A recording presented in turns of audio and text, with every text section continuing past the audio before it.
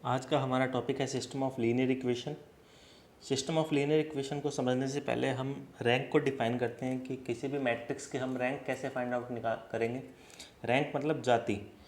तो कोई matrix A है, उसकी रैंक आर कब होगी? जब कम से कम एक छोटा माइनर मिले ऑर्डर आर का जिसका डिटरमिनेंट नॉन जीरो हो। मतलब then there is at least one minor of A of order R which does not vanish. इसका मतलब है कि ए कोई मैट्रिक्स है, उसकी रैंक आर कब होगी? जब कम से कम उस ऑर्डर आर का एक माइनर का डिटरमिनेंट नॉन जीरो हो। नेक्स्ट सेकंड जो कंडीशन है वो है कि every minor of A, matrix के सारे माइनर जो ऑर्डर आर प्लस वन के हों या उससे ज़्यादा के हों, उनका डिटरमिनेंट जीरो होना चाहिए। तो जो आर है वो क्या कहलाती है? उस मैट्रिक्स की रैंक कहलाती है। या और क्या कह सकते हैं कि नंबर ऑफ नॉन जीरो रो और column in upper triangular matrix. मतलब जो भी मैट्रिक्स अगर दी हुई है तो हम रो वाइज ऑपरेशन या कॉलम वाइज ऑपरेशन लगा के हम उसको किस में कन्वर्ट करते हैं? अपर ट्रायंगुलर मैट्रिक्स। तो अपर ट्रायंगुलर मैट्रिक्स क्या होती है कि जो डायगोनल है उसके नीचे के सारे एलिमेंट जीरो होते हैं, वो अपर ट्रायंगुलर कहलाती है। और अगर डायगोनल के ऊपर वाले सारे एलिमेंट जीरो हो तो वो क्या कहलाती है? लोअर ट्रायंगुलर कहलाती है।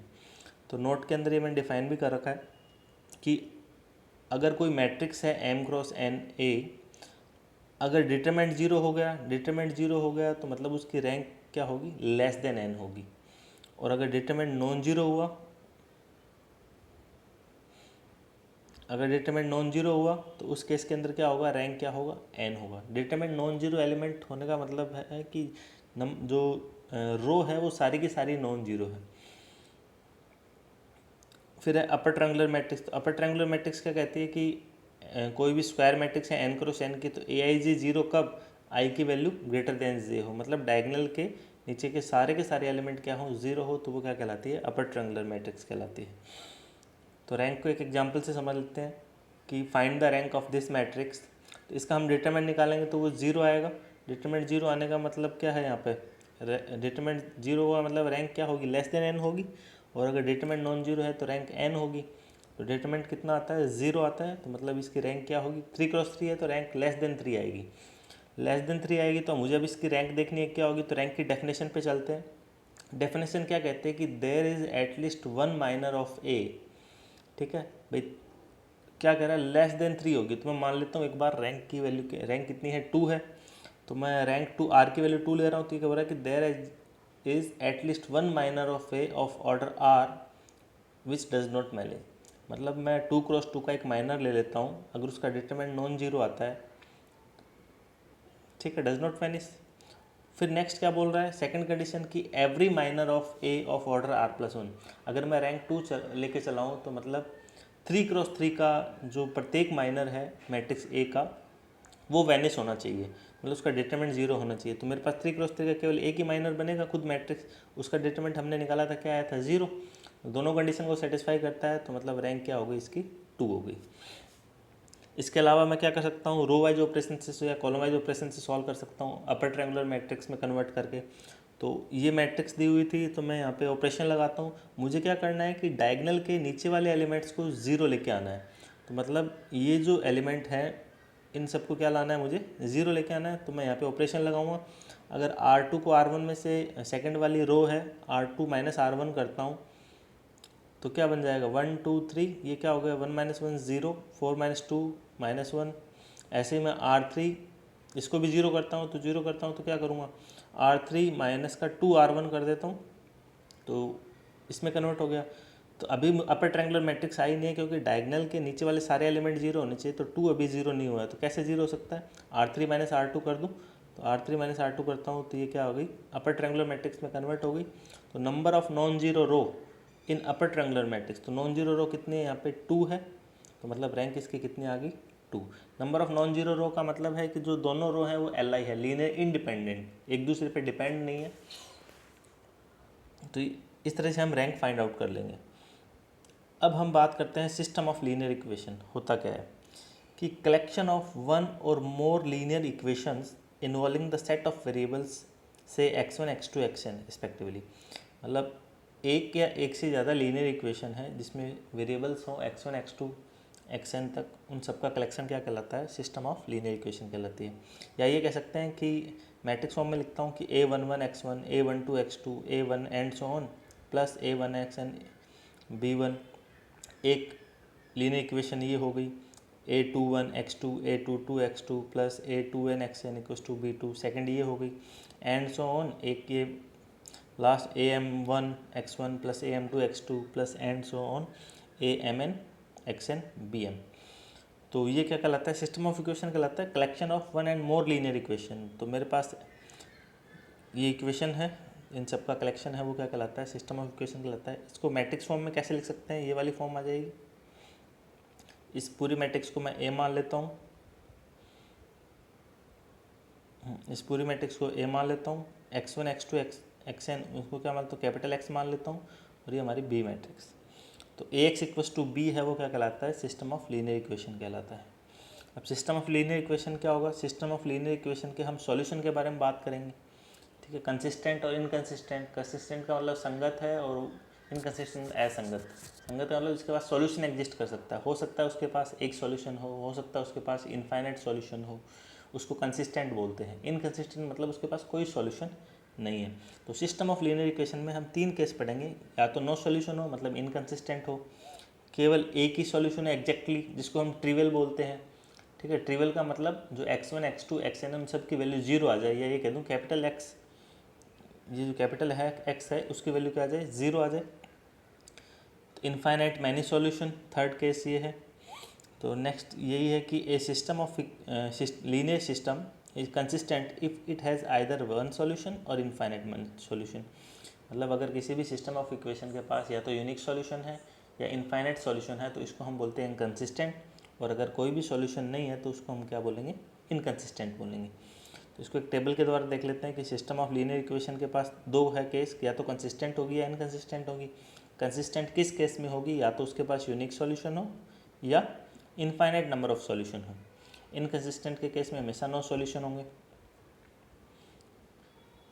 फिर है ऑगमेंट मैट्रिक्स और coefficient matrix system of equation की। अगर m इस टाइप की कोई भी मैट्रिक्स हो, a11 am2, मतलब ये जो मैट्रिक्स आई है मेरी, ये वाली, इसको मैंने m माना है, a11 a21 am1 a12, ये बीच में dot dot dot b1 b2 bm, और a मैट्रिक्स मतलब केवल ये वाली मैट्रिक्स, ए मैट्रिक्स केवल जो सिस्टम ऑफ इक्वेशन दिया हुआ है वो वाली मैट्रिक्स। तो जो ऑगमेंट मैट्रिक्स है एम को मैं कैसे लिख सकता हूँ? ए बी लिख सकता हूँ, ये कहलाती है ऑगमेंट मैट्रिक्स। और जो केवल ए है वो कहलाती है कोफिशिएंट मैट्रिक्स। जो सेकंड मैट्रिक्स है वो क्या कहलाती है? कोफिशिएंट मैट्रिक्स कहलाती है। अब सिस्टम ऑफ इक्वेशन को दो पार्ट में बांटा गया है कि मान लेता हूँ मैं सिस्टम ऑफ इक्वेशन का ए एक्स इक्वल्स टू बी है और ए कोई मैट्रिक्स है एम क्रॉस एन की। अगर इस बी की वैल्यू मतलब सारे के सारे बी अगर ज़ीरो हैं, मतलब b1 b2 bm, वो कहलाती है होमोजीनियस सिस्टम ऑफ इक्वेशन।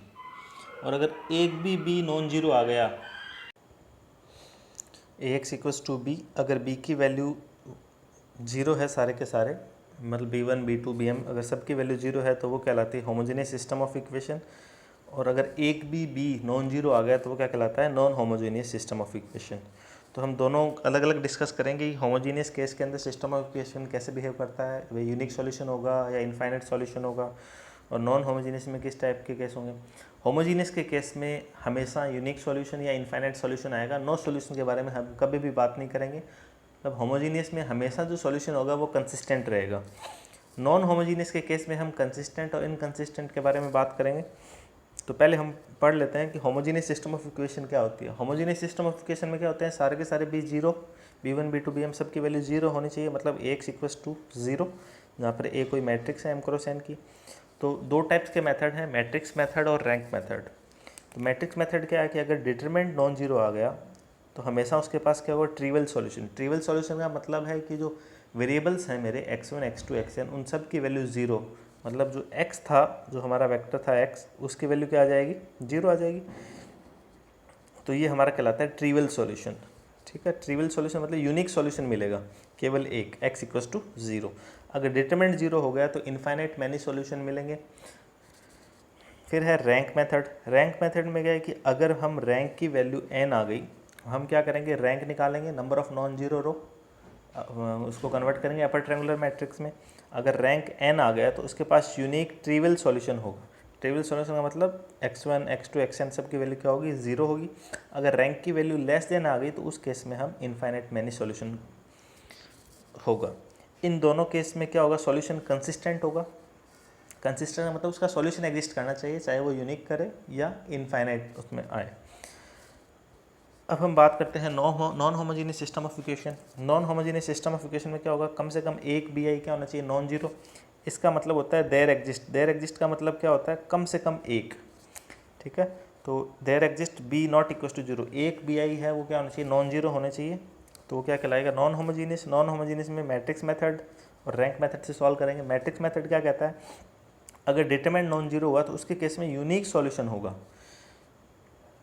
उस केस में क्या होगा, यूनिक सॉल्यूशन। अब यहाँ पे ट्रिवियल और नॉन ट्रिवियल के बारे में बात नहीं हो रही है, तो हो सकता है कि unique non trivial solution exist करे। यहाँ पे अगर डिटरमिनेंट नॉन जीरो हुआ तो unique non trivial solution exist करेगा। नॉन ट्रिवियल का मतलब है कि x1 x2 xn है वो सारे के सारे जीरो नहीं हो सकते।